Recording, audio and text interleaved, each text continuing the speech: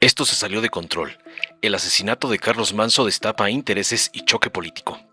El asesinato del alcalde de Uruapan, Carlos Manso, encendió un choque directo en la Cámara de Diputados, donde la legisladora independiente Guadalupe Araceli Mendoza acusó sin pruebas a criminales y actores políticos de tratar de frenar el avance del movimiento del sombrero. Con este hecho, desde tribuna afirmó que al intentar silenciarlo, supuestamente despertaron al tigre, mientras llamó a una marcha nacional para continuar su legado, que alucinó pudo llevarlo a ser presidente del país, y exigió respaldo para la nueva alcaldesa Grecia Quirós en medio de, según ella, un clima de tensión y desconfianza institucional. Pero la presidenta Claudia Sheinbaum respondió por Michoacán con un mensaje contundente: el crimen duele a México, pero rechazó rotundamente cualquier llamado a intervención extranjera o lucro político. Presentó un refuerzo de seguridad y programas sociales como ruta para estabilizar la región, mientras el ejército defendió el actuar de la Guardia Nacional, que no falló en su protocolo, y pidió mayor cooperación de funcionarios con los protocolos de protección. El país mira atento. El caso Manso ha desatado a carroñeros políticos que ya no se pueden ignorar. Veamos enseguida cómo una diputada independiente y oportunista es parada en seco por la presidenta Claudia, por lucrar con el caso Manso, como le mandan sus narcoamos, el evasor Salinas Pliego y el junior tóxico Claudio X. Muchas gracias por esta intervención, diputado. A mi líder, Carlos Manso, el gobierno lo abandonó como a millones de mexicanos. Él, que siempre se preocupó por su pueblo, no encontró apoyo de nadie para dar continuidad y respuesta a las personas que solicitaban su ayuda. En enero del 2022, me acerqué al licenciado Carlos Manso para unirme al movimiento del sombrero que él encabezaba. Me acerqué ya que vi en él un líder diferente a todo político que en mi vida había conocido. No dudó en abrirme las puertas y darme el arropo, mostrando así... Es que acaba de pasar, hoy cumple 9 días, hoy es su último día de novenario. Mostrando así su gran sensibilidad y humanidad que lo caracterizaba, sobre todo apoyando a las mujeres. Hijo del señor Juan Manso, luchador social, y de la señora Diana Rodríguez. Desde muy pequeño realizaba colectas para ayudar a sus compañeros en el colegio que habían sufrido algún accidente. De igual manera, desarrolló una gran afición por los escenarios y la oratoria. A los 15 años, inicia su vida política e ingresa al Frente Juvenil Revolucionario, sorprendiendo a muchos por sus ideas, la manera de ver y resolver los problemas de la gente. Posteriormente, sale del PRI en el 2018 para buscar la primera candidatura independiente como diputado federal en Uruapan, donde no ganó. En el año 2021, Morena lo invita a participar como candidato externo y lograr ser diputado federal. Tenía mucho potencial como ser humano y líder social. Él sabía realmente que el poder tenía que regresar al pueblo. Atendió gestiones de salud a través de sus farmacias gratuitas del sombrero y su mesita de atención ciudadana, donde dio respuesta a miles de ciudadanos. Formó también un grupo de voluntarios denominado la Guardia Ciudadana del Sombrero, con la cual se luchaba en contra de las corporaciones de policías y tránsitos que se dedicaban a robar y extorsionar a los ciudadanos, sobre todo en las entradas y salidas de Uruapan. Así como hacer jornadas donde se repartían despensas, mochilas, juguetes, alimentos, como meriendas en las colonias más vulnerables de la ciudad, los rondines de vigilancia y muchas obras más que fueron su sello de trabajo, transparente, sin corrupción y siempre dándolo todo por los demás. En el año 2024, busca la alcaldía de la ciudad de Uruapan, derrotando a su competencia con una votación histórica en el municipio, obteniendo además 2 diputaciones locales y una federal, que es la que yo encabezo.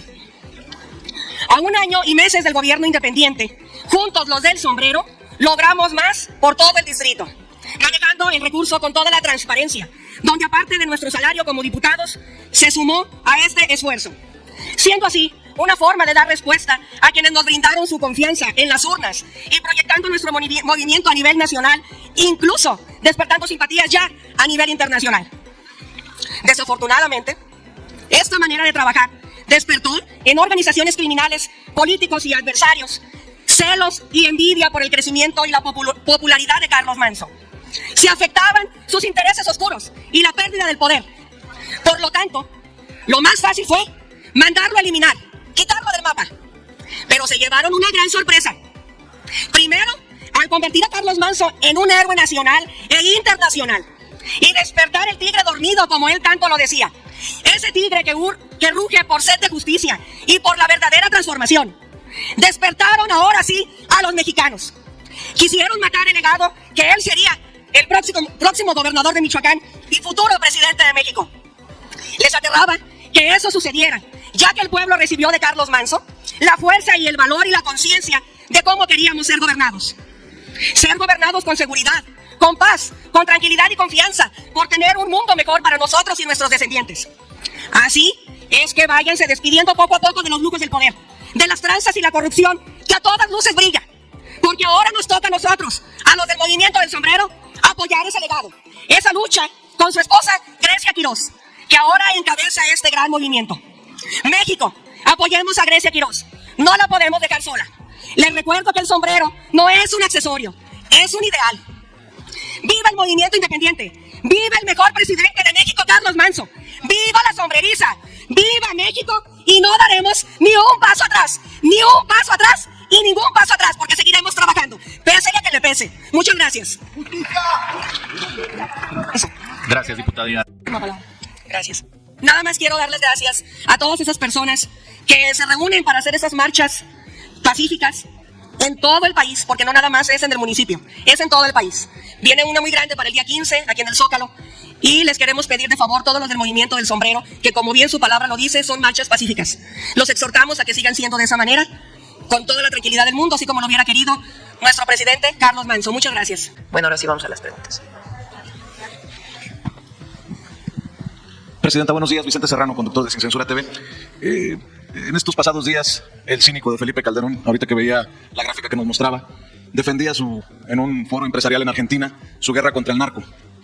Y básicamente pide el regreso de la guerra contra el narco porque dice que funcionó a pesar de los sabotajes de gobiernos locales. Y dice que al final de su sexenio todo se echó a perder porque no se siguió esa guerra contra el narco. Lo menciono porque algunos de aquellos que callaron, cómplices desde los medios de comunicación con aquel pacto de silencio que firmaron en tiempos de García Luna y Felipe Calderón, hoy hablan del horror de que haya sido un adolescente el que asesinó a Carlos Manso, el presidente municipal de Uruapan. Yo creo que les falla la memoria porque en tiempos de Calderón, en la guerra contra el narco, se hablaba, de acuerdo a lo que me documenta el maestro Francisco Cruz, autor de Tierra Narca, que ya lo había publicado precisamente, el papel del crimen organizado reclutando a niños como sicarios, que había por lo menos 30,000 niños en las filas del crimen organizado, que en el 2010 se hablaba de la posibilidad de que fueran reclutados 250,000 menores de edad. Para aquellos que dicen que hace mucho tiempo lo de la guerra contra el narcotráfico y que critican incluso lo que dice usted aquí en la mañanera y las declaraciones que hizo Alfredo Ramírez Bedoya, también el gobernador de Michoacán, señalando a dos responsables de lo que pasa en Michoacán, Felipe Calderón y Enrique Peña Nieto. Le planteo esto porque ahora esos que callaron se dicen sorprendidos o dolidos porque haya sido menor de edad el gatillero. ¿De qué tamaño es el reto, comparándolo con la guerra contra el narco de Felipe Calderón, presidenta, esta posibilidad de reclutamiento de menores de edad? ¿Qué tanto se ha avanzado con esto que también le critican mucho, que es, desde tiempos del presidente Andrés Manuel López Obrador, la atención a las causas? Desde una, por cierto, deshonestidad intelectual de algunos que publican en medios de circulación nacional, como Enrique Krause, que habla que se abandonó a las víctimas, que se abandonó lo que le corresponde al gobierno, que es proteger la vida de los mexicanos y mexicanas, pero nada menciona precisamente de lo que ocurría desde la guerra contra el narcotráfico de Felipe Calderón, presidenta. El periodo de Felipe Calderón se caracterizó, entre otras muchas cosas, en lo que él llamó la guerra contra el narco, en dos características. Una, primero sacó al ejército a combatir al narco sin un marco jurídico. Y eso generó muchos problemas. Pero él defendía, porque solamente hay que escuchar porque finalmente él es quien define la política. Y no lo digo por el ejército, porque es de lo mejor que tiene México, la Marina y el ejército. Lo vimos en las lluvias, lo veo todos los días. Yo estoy agradecidísima por el trabajo del ejército, de la defensa y de la Marina, de la Guardia Nacional. Y realmente el pueblo de México quiere mucho estas instituciones, sino más bien la concepción desde quien fue presidente. Por cierto, que llegó con un fraude electoral. Entonces, no es un asunto del ejército, sino de quien entonces jugaba el papel de comandante supremo de las Fuerzas Armadas. Él decidió una estrategia al llamarle guerra, de confrontación. La guerra es confrontación, con armas. Y él mismo hablaba de que no importaba que hubiera víctimas colaterales. ¿Qué quiere decir víctimas colaterales?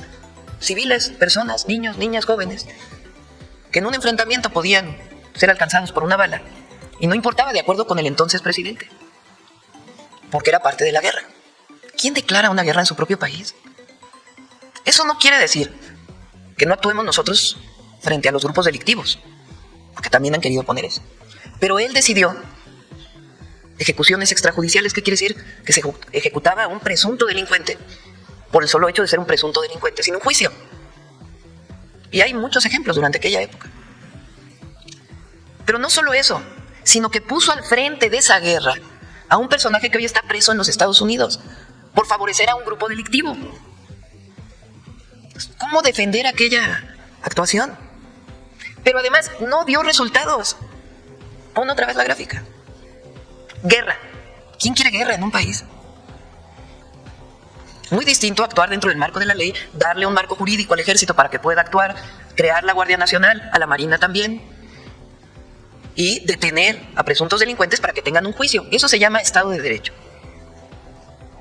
Es decir, detener a un presunto delincuente para que tenga un juicio. No se trata de abandonar la impunidad, o sea, de que haya impunidad, perdón. Se trata de detenciones de generadores de violencia y que tengan un juicio. Claro, con jueces que no liberen por dinero, con corrupción. Entonces, declara la guerra y pone al frente de la guerra a una persona que está demostrado que operaba para uno de los cárteles y que se corrompió en el proceso y que hoy está preso en los Estados Unidos. Pero además, aumentaron los homicidios dolosos en 148%. Muchos de ellos lo que él llamó víctimas colaterales. Peña hizo lo mismo, no cambió prácticamente nada en su estrategia. Claro, llevó a la Policía Federal, a la Secretaría de Gobernación, pero en realidad no cambió la estrategia. ¿Y qué ocurrió? 42% de homicidios. Pero además en ese periodo, justamente en ese periodo se abandonó a los jóvenes. Es justamente en ese periodo cuando el rector, entonces rector de la UNAM, le llamó ninis a los jóvenes. Ni estudias ni trabajas, como si fuera responsabilidad de los jóvenes. Abandono de los jóvenes. No hay escuelas, no hay educación, no hay empleo, mayor pobreza, mayor desigualdad, guerra y permiso para matar. No, bueno. Y además, al frente, a un delincuente. Eso es lo que ocurrió durante 12 años en nuestro país. Y asocian la corrupción de los gobiernos. Entonces, ¿cambió la estrategia? Sí, cambió la estrategia. Cuando llega el presidente López Obrador dice, no, a ver, todo dentro del marco legal. Vamos a darle a la Secretaría de la Defensa un marco legal para que actúe, a Marina también. Vamos a crear la Guardia Nacional, una institución pública encargada de la seguridad de las mexicanas y los mexicanos. Y vamos a destinar recursos a los jóvenes. Se crearon las universidades Benito Juárez, el programa Jóvenes Construyendo el Futuro, se dio atención a los más necesitados, a los pobres, y salen 13.5 millones de mexicanos de la pobreza. Cuando nosotros llegamos, yo decidí fortalecer la estrategia de seguridad con un área especial de inteligencia e investigación que nos dio resultados en la Ciudad de México. Porque frente a los grupos delincuenciales se requiere más inteligencia e investigación que permita hacer las detenciones de presuntos delincuentes y la coordinación con los estados. Además, pues, del seguimiento cotidiano y en la consolidación de la guardia. Y fortalecer la atención a las causas con mayor presencia territorial en los municipios de mayor incidencia delictiva. Con este trabajo que hace Rosicela, la Subsecretaría de Seguridad y Protección Ciudadana, de ir tocando casa por casa a ver qué necesitan las familias. ¿Cuál es el resultado? Durante el periodo de López Obrador, 9% de reducción de homicidios dolosos. Y con nosotros, contabilizado por año, 28%. Contabilizado de septiembre del 24 a octubre del 25, 37% de reducción de homicidios dolosos. ¿Qué falta? Sí, sí falta. Que nos duele un homicidio como el del alcalde de Uruapan, a todo México le duele. Pero no por eso se va a llamar a la intervención de Estados Unidos. La última intervención de Estados Unidos lo que provocó fue que nos quitaron la mitad del territorio. Que nos pueden ayudar como vecinos, como socios, como países con pueblos hermanos, claro que nos pueden ayudar. Que tienen equipos que pueden ayudar a darnos información. Bienvenidos, dentro de un marco de colaboración sin subordinación. Pero se equivoca el que llama a la intervención de los Estados Unidos en México. Nosotros no somos colonia de nadie. Nosotros somos un país soberano, independiente. ¿Qué decidimos hacer en Michoacán? Reforzar la seguridad. Desde la presencia hasta todo lo que tiene que ver con atención a las causas y desarrollo económico, social y del bienestar del pueblo de Michoacán. ¿Que se puede perfeccionar la estrategia? Por supuesto. ¿Que se puede mejorar el plan? Por supuesto, pero hay que empezar. Y en el camino se va fortaleciendo. Pero esta reducción, por más que la oposición o los detractores o desde fuera tengan críticas hacia nosotros, que son válidas, siempre y cuando no sean mentiras, ¿Podría ha implicado resultados. Y vamos a dar más resultados todavía, porque nosotros no vamos a traicionar a nuestro pueblo, nunca. Nos comprometimos y vamos a seguir trabajando en cuerpo y alma para defender y proteger al pueblo de México. ¿Podría darnos claridad, usted, presidenta, o los secretarios aquí presentes, del tamaño del reto en relación a los jóvenes que podrían estar en peligro de ser reclutados por el narco? Entendiendo estas cifras que le compartía, de acuerdo a informes, en tiempos de Calderón había 30,000 reclutados por el narco, 250,000 para 2010 en peligro de ser reclutados, y como lo empezó a documentar, le decía Francisco Cruz en Tierra Narca, su libro, desde 2009, pues resulta alucinante que, por ejemplo, Raimundo Riva Palacio diga que su prioridad es defender a López Obrador y no hacer lo que le toca, ¿no? Ese personaje que cayó en este grupo durante aquellos años. O se les olvida que en el 2010 tuvimos un horroroso caso como el del Ponchis, aquel niño sicario. No, que no se malinterprete, es doloroso ver a un joven de 17 años asesinar a un presidente municipal, pero para callar a sus críticos con datos, ¿de qué tamaño sería el reto, presidenta? Lo que te puedo decir es que estamos haciendo. Difícil es tener un número de jóvenes. Y lo que queremos es que los jóvenes no se acerquen a la delincuencia. Ahora, ¿qué estrategia seguir? Más escuelas, por eso mi insistencia en más preparatorias. Más cerca de las comunidades. Más cerca de las comunidades. ¿Por qué los jóvenes tomaron la hicieron viral? Pues porque les llega. Entonces, más preparatorias que queden cerca de la casa. Más preparatorias. Que cuando salgan de la secundaria se vayan directito a la preparatoria. Entonces, es lo que estamos haciendo. En Michoacán estamos reforzando el número de preparatorias en un nuevo modelo. 60 nuevas preparatorias. En un modelo modular para zonas rurales y ciudades más pequeñas. Además de 16 nuevas preparatorias, y en todo el país más preparatorias. En un modelo de enseñanza, además, donde los jóvenes se sientan contentos de estar en la escuela. Más universidades. La Rosario Castellanos, estamos en coordinación con las universidades públicas, tecnológicos, politécnicos, para que aumente la matrícula. Y nosotros, la Universidad Nacional Rosario Castellanos, además de las Benito Juárez para el Bienestar. Y ahora el programa que viene, que iniciamos en Michoacán, que es el de Centros Comunitarios de Alto Rendimiento México Imparable. Queremos que los jóvenes, en vez de acercarse a un grupo delictivo, tengan una pequeña beca y se pongan a hacer deporte. La escuela y saliendo de la escuela, hacer deporte o actividades culturales. Yo decía en mi campaña a la jefatura de gobierno, un estudiante más, un artista más, un deportista más, es un delincuente menos. Y en eso nosotros creemos. Además, si se cometen delitos, pues hay una ley. Si cometes delito, pues tenemos que fortalecer nuestro sistema de justicia para que haya detenciones y se cumpla con lo que dice la ley. Pero es la ley. Por eso es una estrategia de construcción de paz, no es una estrategia de hacer la guerra. Es muy distinto. Pero además de honestidad en todo lo que desarrollamos. Entonces, sí son dos proyectos de nación. Sí son dos proyectos de nación. Uno que piensa que el pobre es pobre porque no trabaja. Uno que piensa que mientras más concentración de la riqueza mejor, porque en algún momento llegará el que menos tiene. Uno que piensa que los jóvenes deben pagar por su educación porque si no, no la valoran. Uno que piensa que hay Estado de Derecho a veces y a veces no cuando le toca a ellos. Uno que piensa que es mejor una intervención de Estados Unidos en México para poder resolver el problema de la inseguridad y entregar el país al extranjero. Uno que piensa que el pueblo no es sabio. Uno que piensa que la historia de México no representa valores. Uno que se burla de los pueblos indígenas. Ese es un proyecto de nación, que por cierto hoy le llaman ultraderecha. Y otro proyecto que es humanista, que somos nosotros, que se define como humanista, que creemos en el derecho a la educación, en el derecho a la salud, en el derecho a la cultura, que creemos en las jóvenes y los jóvenes mexicanos, que creemos en las niñas y los niños, que creemos en nuestro pueblo, que creemos en los pueblos indígenas, que amamos nuestra historia, que creemos que la independencia, la reforma, la revolución y la transformación que estamos llevando a cabo es para el pueblo y ha sido por el pueblo, que creemos en un país fuerte, independiente y soberano. Esa es la diferencia. Y que creemos en que los privilegios y la corrupción no llevan a ningún lado. Es un modelo esencialmente humanista, frente a un modelo clasista, frente a un modelo de discriminación. Esos son los dos modelos. Ahora, está dando resultados. Nos duelen homicidios que hay, como el de Carlos Manso, claro que duelen. Y claro que en el gabinete decimos por qué pasó, qué es lo que está pasando, que se haga la investigación y que haya justicia. ¿Cómo reforzamos la estrategia? Pero regresar a la guerra contra el narco o a poner a García Luna al frente de la Secretaría de Seguridad, eso nunca más. Eso ya lo vivió el pueblo de México con mucho dolor. Esa es la diferencia. Por eso hay que pensar muy bien lo que vive México hoy hacia adelante y el fortalecimiento de nuestra patria y nuestro pueblo por encima de todo y su protección en todos sentidos. dale en me gusta, suscríbete, activa la campanita y compártelo para que más gente lo vea.